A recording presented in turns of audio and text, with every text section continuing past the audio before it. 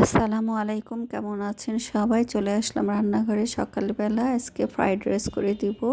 আর দেখেন গ্যাস নাই, তো কি করব, খুব অল্প সময়ে ভাবলাম এটাই করে দিই। আর এটা নিয়ে যাবে। আর রুটি কিনে নিয়ে আসছে, ডাল আর ডিম ভেজে দিচ্ছি আর চা করছি সকালবেলা। তারপরে বাজারে গেলাম, বাজার থেকে যে মাছগুলো নিয়ে আসলাম, এটা কালবাউস মাছ দুটো নিছি, কেটে নিয়ে আসলাম। আর দেশি কালবাউস হলে খুব মজা হয়, এটা একটু দেশি না, আর দেশি পাওয়া অনেক কঠিন। আর কই মাছগুলো বলছে দেশি। আর ভেদা মাছও আছে, যেটা মিনি মাছ বলে। আর এই তো বাটা মাছ, টাটকেলি মাছ, ছোটো মাছ নিছি, মলা, পুঁটি।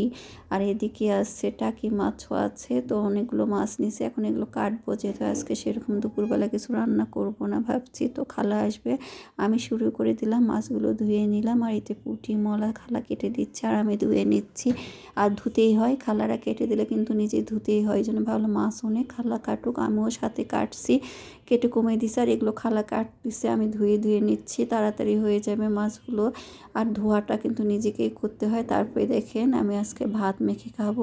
পেঁয়াজ কলি, নতুন পেঁয়াজ, শুকনো মরিচ, কাঁচা মরিচ, ধনে পাতা দিয়ে ভাতটা মাখালাম। অনেক দিন পরে এভাবে ভাতটা মাখালাম। একটু ভাত ছিল আর ফ্রাইড রাইস ছিল, সেটা দিয়ে আমরা দুপুরে খেয়ে নিচ্ছি। আর বিকালে তো নাস্তা বানাতেই হবে, দুপুর রাত যখন যেমনভাবে দেখ, ভাতের উপর অত ইয়ে নেই, কিন্তু নাস্তা পানি করতেই হয়।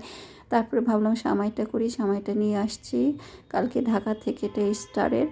তো ভাবলাম কেমন লাগে দেখি, সামনে রোজা আবার ঈদ আসছে, ভালো লাগলে আবার নিয়ে আসবো। আর নুডলস রান্না করছি, কারণ মেয়েটা তো আর মিষ্টি খাবে না, ঝালই খাবে। আর তারপরে তো তরকারি জোগাড় করে নিলাম, রান্না করব।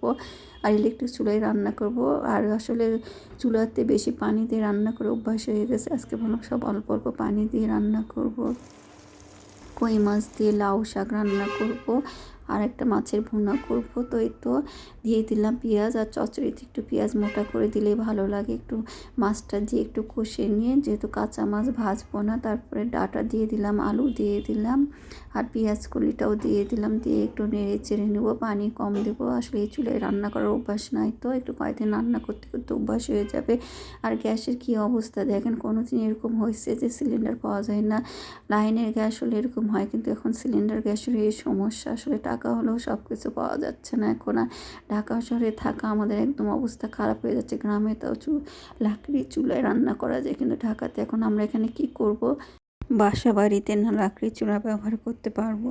মিশে দিয়ে দিলাম লবণ একটু, কারণ লবণটা দিলে শাকটা এমনি কমে আসবে। আর কিন্তু পানি দিইনি, অল্প পানি দিয়ে রান্না করছি। আর কালকে রান্না করছিলাম, পানিটা বেশি হয়ে গেছিলো, আর আজকে এই জন্য পানি কম দিয়ে দিয়ে রান্না করে ফেললাম। আর গ্যাসে রান্না করলে কিন্তু পানি একটু দিতে হয়, আর ভরপুর জাল না দিলে সবজি তরকারি ভালো হয় না। এখানে আমি মাছের ভুনা করবো, কালবাউস মাছটা হলুদ লবণ মরিচি গুঁড়ো দিয়ে মেখে নিয়েছি, দিয়ে দিলাম তেলের মধ্যে। আর কিছু টাটকিলি মাছও নিয়ে নিয়েছি, ছোটো মাছ ভালো লাগে টাটকা মাছ। আর এই তো দিয়ে দিলাম পেঁয়াজ ভেজে, জিরা ফোড়ন দিলে। এখন চুলাটা গরম হয়ে গেছে, তো রান্না তাড়াতাড়ি হয়ে যাচ্ছে।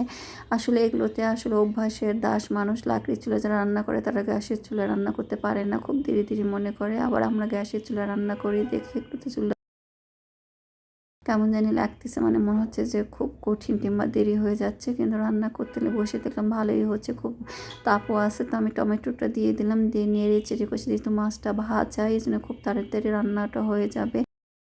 ভাজাও দিয়ে দিলাম, আর একটু ঝোল ঝোল রাখবো, যেহেতু ডাল রান্না করিনি, একটু ঝোল হলে ভাতটা খাবে। এই তো রান্না হয়ে গেলো আমার তরকারিগুলোর। রান্না করলে ভালোই হয়, আর আসলে মানুষের অভ্যাস হয়ে গেলে আর কোনো কিছুই হয় না। তো এটা রান্না করতে খারাপ লাগে না। আমি একটু মরিচ দিয়ে এখন ঢেকে দেবো, তাহলেই হয়ে যাবে।